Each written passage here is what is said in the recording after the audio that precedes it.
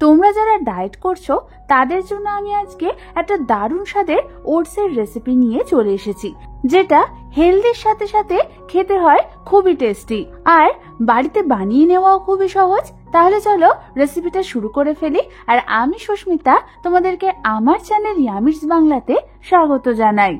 এই রেসিপিটার জন্য প্রথমেই আমি এখানে একটা এয়ারটাইট কাঁচের জার নিয়ে নিয়েছি।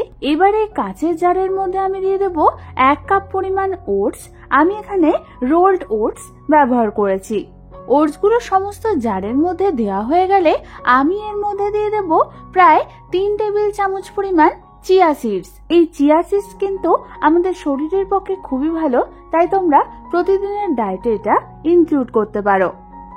এবার আমি এর মধ্যে দিয়ে দেবো প্রায় 1 কাপ পরিমাণ লো ফ্যাট দুধ। তোমরা এর পরিবর্তে আমন্ড মিল্ক বা অন্য কোনো মিল্ক অথবা জলও দিতে পারো। দুধটা সম্পূর্ণ দেওয়া হয়ে গেলে আমি এর মধ্যে দিয়ে দেবো প্রায় 1 চামচ পরিমাণ মধু। এবার আমাদের হালকা হাতে সমস্ত কিছুকে একবার মিশিয়ে নিতে হবে। ভালো মতো সমস্ত কিছু মিশানোর পর আমি এই জারের ঢাকনা বন্ধ করে দিয়ে এটাকে ওভারনাইটের জন্য সোক হতে রেখে দেব ফ্রিজে। তোমরা যেদিন খাবে তার আগের দিন রাত্রিবেলা তোমরা এটাকে সোক হওয়ার জন্য রেখে দেবে। পরের দিন সকালবেলা ফ্রিজ থেকে জারটা বার করে তোমরা দেখবে তোমাদের ওটস গুলো ভালো মতো সোক হয়ে নরম হয়ে গেছে আর চিয়া সিড গুলো ফুলে গেছে। এবার আমি এর মধ্যে দিয়ে দেবো প্রায় 1/2 কাপ পরিমাণ ফ্যাটানো টক দই। এই টক দইটা দেওয়ার ফলে এটার মধ্যে একটা ক্রিমি টেক্সচার আসবে। টক দইটা দেওয়ার পর এই সমস্ত কিছুকে আমাদের ভালো মতো একবার মিশিয়ে নিতে হবে। এবার আমি অন্যদিকে এর মধ্যে দেওয়ার জন্য কিছু ফ্রুটস নিয়ে নেব। তার জন্য প্রথমেই আমি এখানে নিয়ে নিয়েছি একখানা কলা।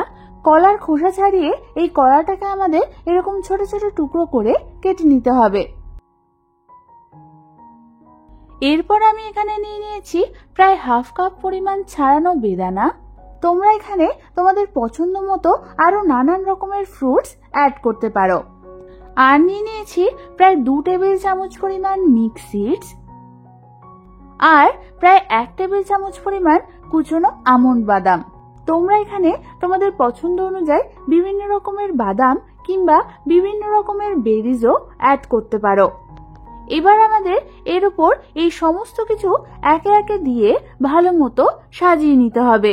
ব্যাস, তৈরি হয়ে গেল আমাদের ওটসের এই দারুণ স্বাদের হেলদি আর টেস্টি রেসিপিটা। তোমরা কিন্তু এটা ব্রেকফাস্ট কিংবা লাঞ্চে ইজিলি বানিয়ে খেয়ে নিতে পারবে। এটাতে পেট কিন্তু অনেকক্ষণের জন্য ভরা থাকে।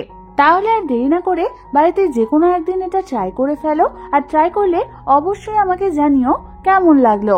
আর এই রেসিপিটা ভালো লেগে থাকলে একটা লাইক করে দিও। আর এরকম দারুণ দারুণ আরো রেসিপি আমার কাছ থেকে পেতে হলে আমার চ্যানেলটাকে অবশ্যই সাবস্ক্রাইব করে নাও।